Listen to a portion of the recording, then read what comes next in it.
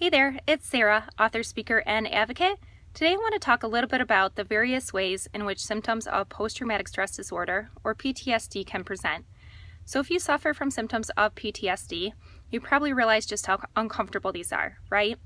Sometimes they can be very debilitating and present at the most inopportune times.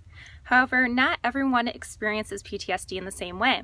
In fact, there are very specific categories that are covered in the DSM, and these are what I want to take a closer look at today.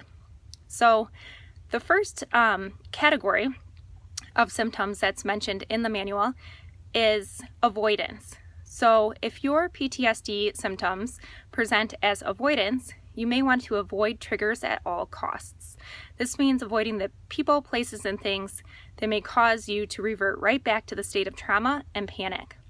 So if you are an avoider, unfortunately, it's very difficult to move forward into healing because you are constantly choosing to stay away from the things that cause the traumatic events to reoccur even if inside of your mind, rather than face them.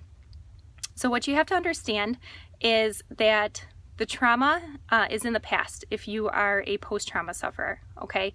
We've moved into a better state of life, and now we must face those things that may have caused us to be very uncomfortable in the past in order to find effective coping options moving forward. Another way that post-traumatic stress disorder can present is through hyperarousal, and these symptoms can be extremely debilitating.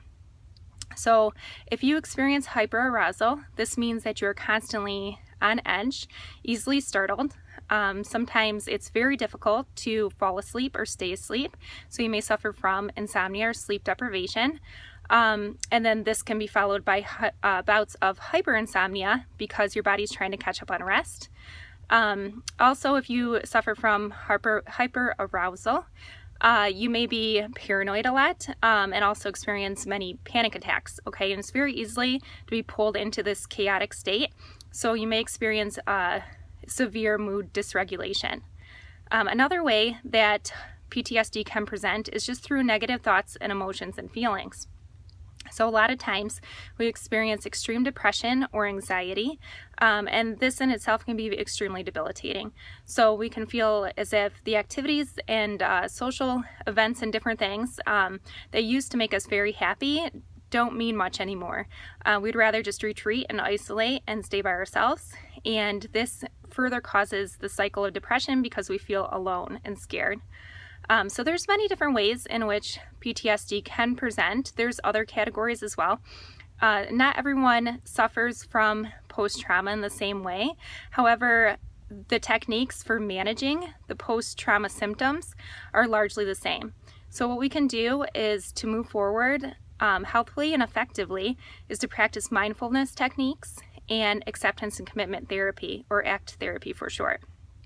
By doing so, we can accept our circumstances for what they are, we can accept the past for what it is, and we stick in the present rather than worrying about the future too much in order to understand where we need to go to move forward and live in this next chapter of our lives. So I hope this was helpful, and I hope you all have a great week. Thanks.